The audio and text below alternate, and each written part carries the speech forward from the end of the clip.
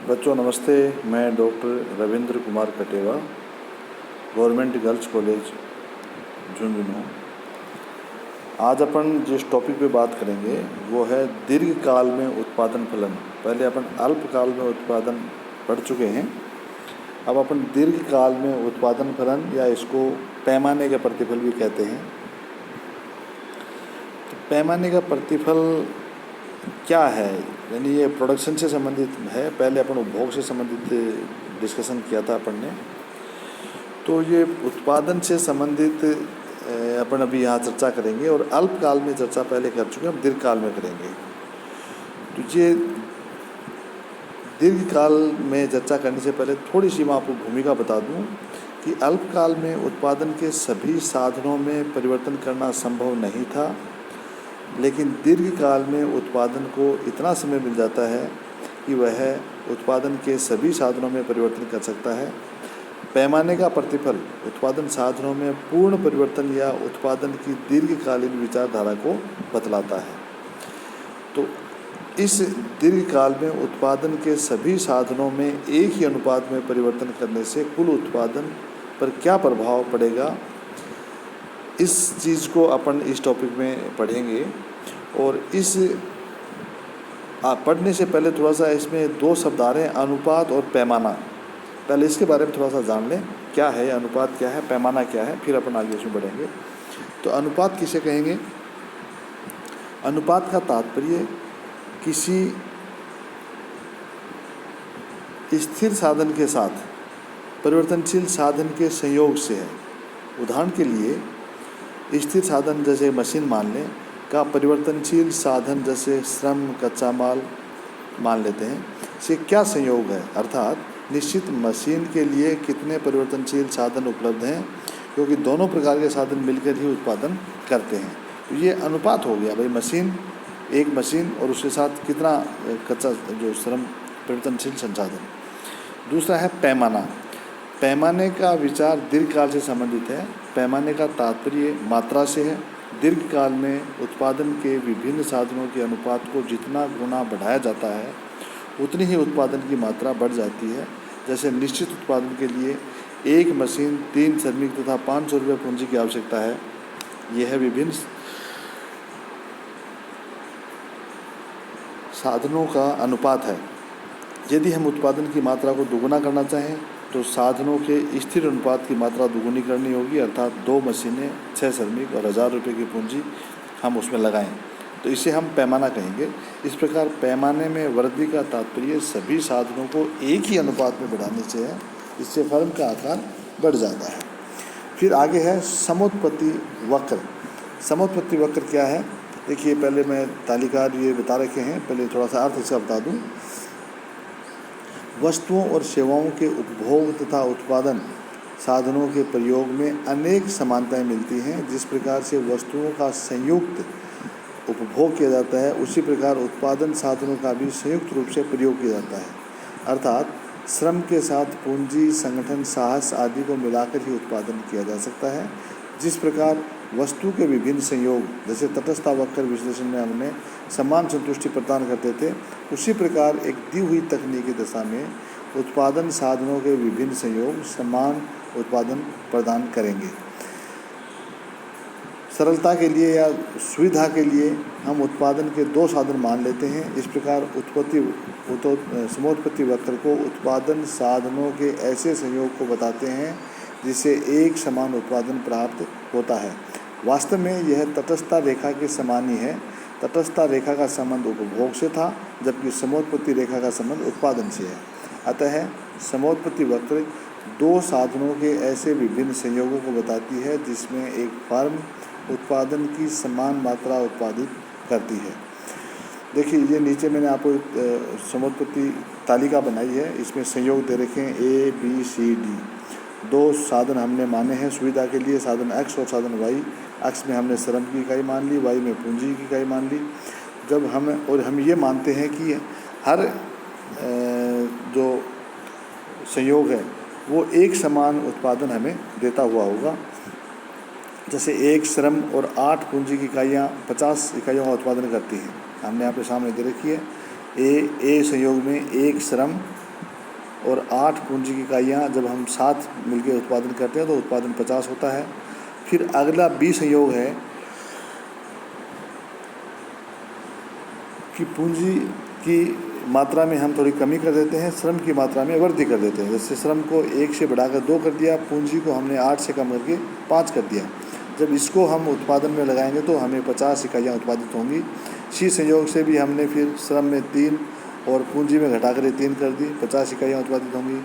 D संयोग में श्रम को बढ़ाकर ये 4 कर दिया और पूंजी को घटाकर ये 2 कर दिया, फिर भी हमें 50 इकाइयाँ प्राप्त होंगी। तो ये 4 संयोग हमने बनाए हैं, अलग अलग संयोग हैं, उत्पादन एक ही प्राप्त होगा।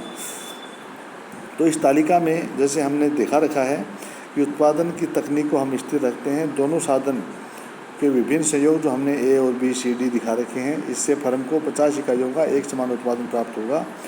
इस तालिका के अनुसार संयोग ए की स्थिति में फर्म को 1 इकाई और पूंजी की 8 इकाइयाँ लगा करके 50 इकाइयों का उत्पादन प्राप्त हो रहा है।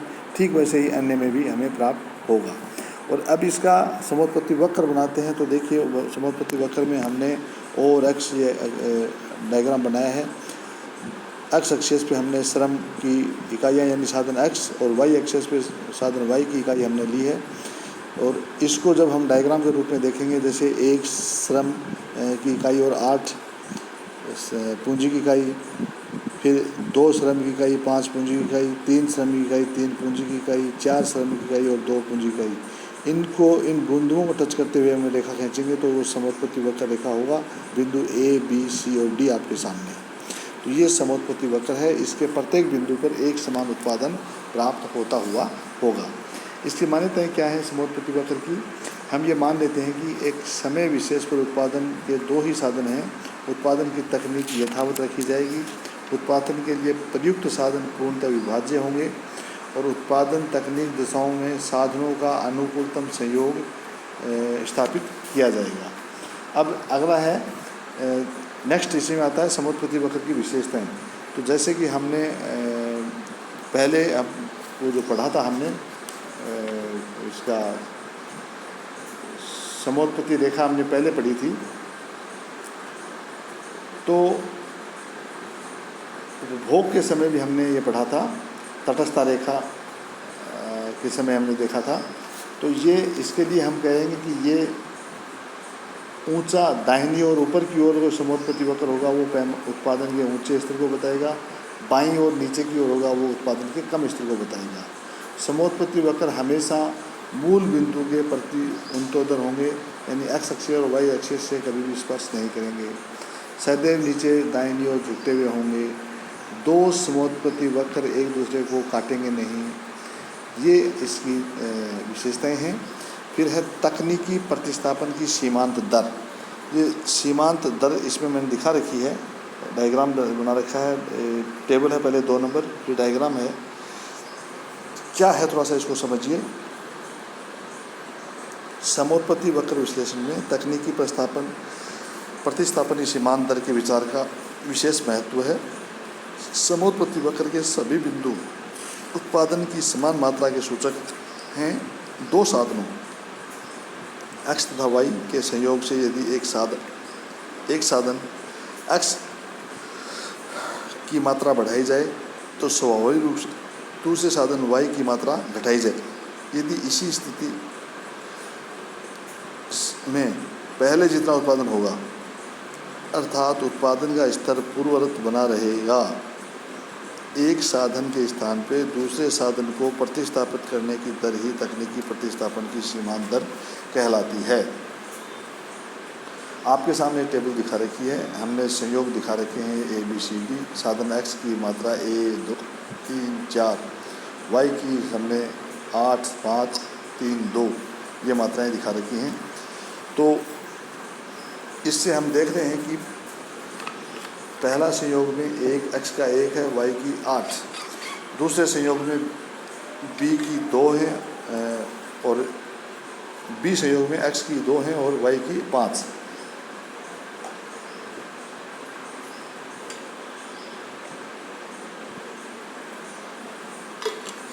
तो सी संयोग में एक्स की 3 और वाई की 3, डी संयोग में एक्स की 4 और वाई की 2।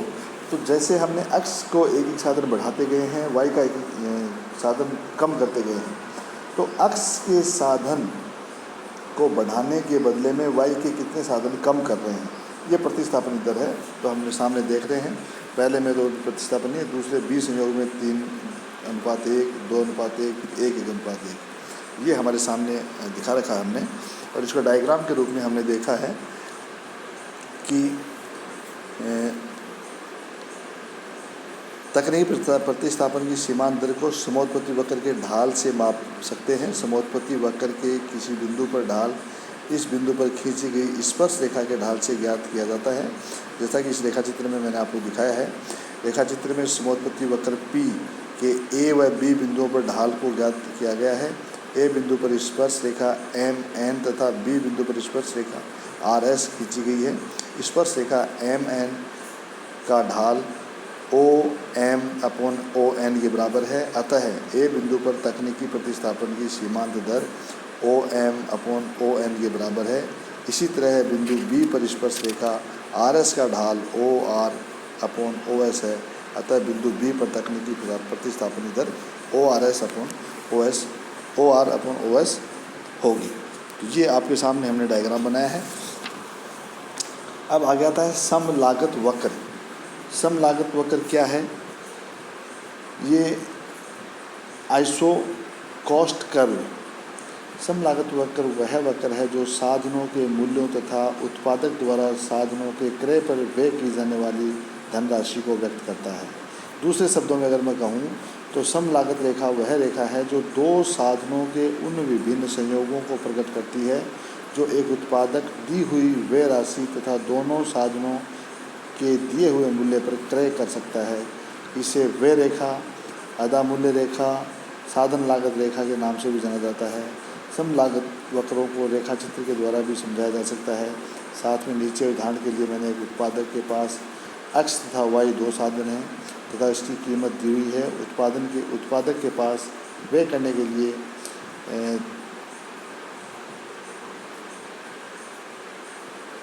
100 रुपये हैं। इन रुपयों में से वह साधन x की OA1 मात्रा तो साधन y की OA मात्रा खरीद सकता है, अथवा वह इनके अन्य किसी संयोग को भी खरीद सकता है, किंतु वह A1 रेखा से बाहर नहीं जा सकता। यह उसके कुल व्यय की अधिकतम सीमा है। इसी प्रकार यदि उसका कुल व्यय 200 रुपये है तो वह B1 रेखा के संयोग वाले साधनों को लगा सकता है। कुल व्यय अगर 400 रुपये होने पर वह C1 रेखा के संयोग वाले में आने वाले साधनों को लगा सकता है। इस स्थितियों के साधनों के बीच कीमत को दिया हुआ मान लिया जाता है। तो ये समोत्पत्ति लागत वक्र है। इसका हमने ये आपके सामने डायग्राम बना रखा है जो आपको दिखा रखा है A1, B1, C1। इसमें एक लागत उत्पादक के पास जितना व्यय है खर्च करने के लिए उस हिसाब से हमने रेखाएँ खींची। तो ये हमने दीर्घकाल में उत्पादन फलन का पार्ट फर्स्ट आज पढ़ा है।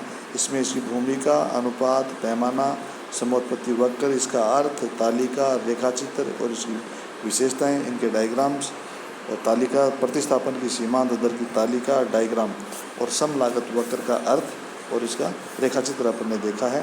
कल अपन इसी दीर्घकाल में उत्पादन फलन या पैमाने का प्रतिफल का पार्ट सेकंड पढ़ेंगे, जिसमें पैमाने के प्रतिफल का साम्य कैसे होगा और उसकी कौन सी 3 अवस्थाएं होंगी और 3 अवस्थाओं में फिर कैसे उसकी टेबल बनेंगी, डायग्राम्स, उसकी लागत के कैसे डायग्राम बनेंगे और उसकी पैमाने के प्रतिफल नियम से कैसे डायग्राम बनेंगे, ये अपन कल के टॉपिक में पढ़ेंगे।